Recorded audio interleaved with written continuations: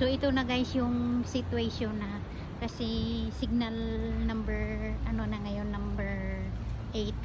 So wala nang sasakyan, no, dumadaan.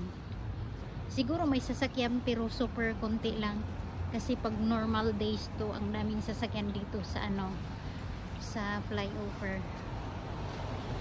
Ngayon no, konti lang. So signal 8, dito kami ngayon ni Chacha sa labas na naman. It's almost 7 PM. So ayun, so malinis yung kalsada. Ayun, mayroong sasakyan dalawa. So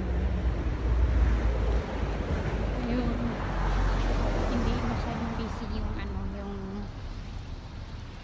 yung road kasi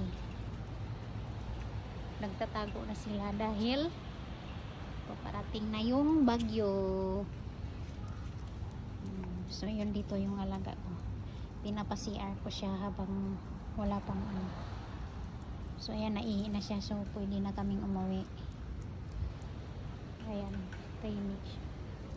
Good boy Chacha. Ayan o, super tahimik.